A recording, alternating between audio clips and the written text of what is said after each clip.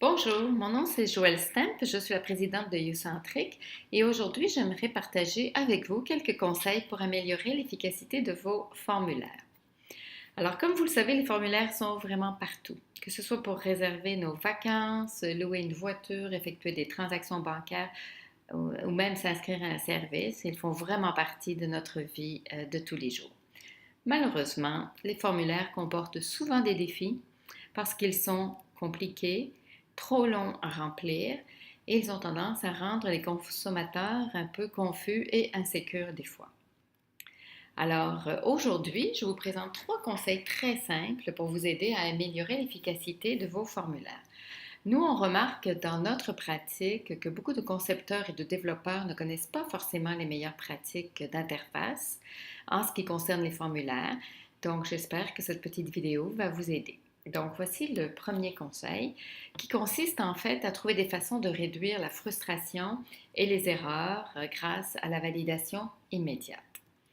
Si vous regardez cet exemple qui est à l'écran présentement, vous remarquerez que ce formulaire présente quand même un défi pour l'usager qui va essayer de comprendre comment faire pour régler cette situation. Il voit bien qu'il y a une erreur et il va d'abord faire en sorte de localiser l'erreur, mais comme les messages sont regroupés dans le même encadré, on voit que c'est pas facile à lire, qu'on utilise aussi, pas facile à corriger en tout cas, qu'on utilise un vocabulaire aussi qui est un peu alarmant. On parle d'erreurs, de problèmes. Et les instructions sont quand même assez denses et complexes à lire. Donc, on pourrait facilement imaginer que ça n'a rien de rassurant pour les usagers et que ce type de message pourrait les amener tout simplement à abandonner le formulaire. Ma suggestion est la suivante.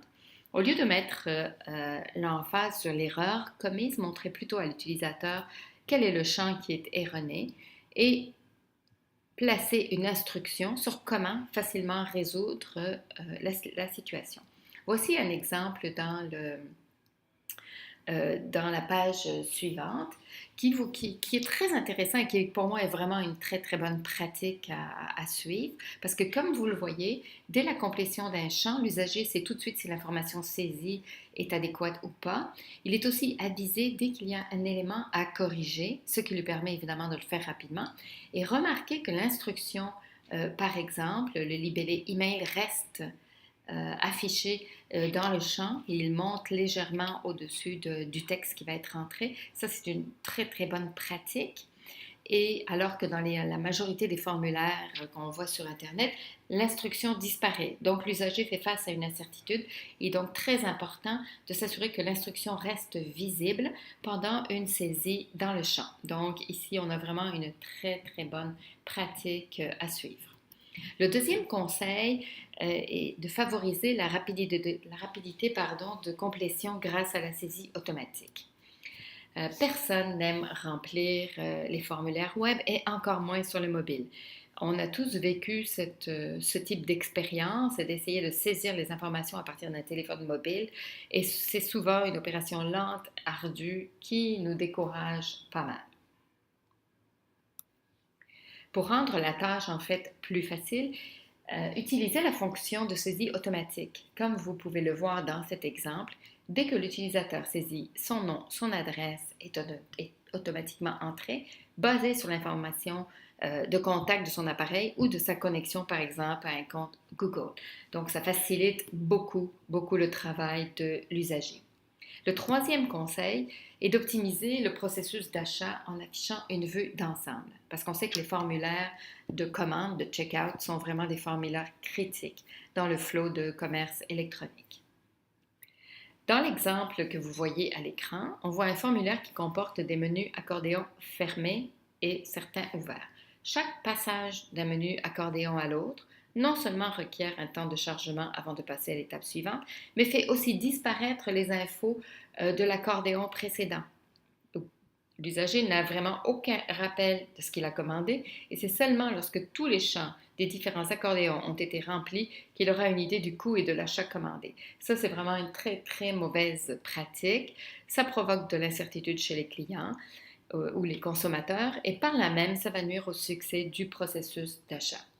Voici un exemple intéressant qui permet de rendre le processus plus fluide et qui donne une vue d'ensemble. Comme on peut l'observer ici, l'utilisateur peut avoir une idée rapide des informations demandées car le tout se passe dans une seule page écran.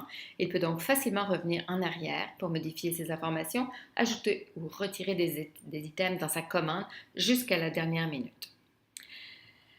Le formulaire, donc, est une source d'engagement vraiment clé qui est souvent négligée. Appliquer les bonnes pratiques d'interface utilisateur vous permettra d'augmenter la facilité d'utilisation de ces formulaires. Donc, ça veut dire que les formulaires seront utilisables par un plus grand nombre. Ils vous permettront aussi d'améliorer son efficacité et d'encourager l'engagement des consommateurs. Personne n'aime les formulaires et encore moins lorsqu'on est coincé dans un processus qui est mal conçu.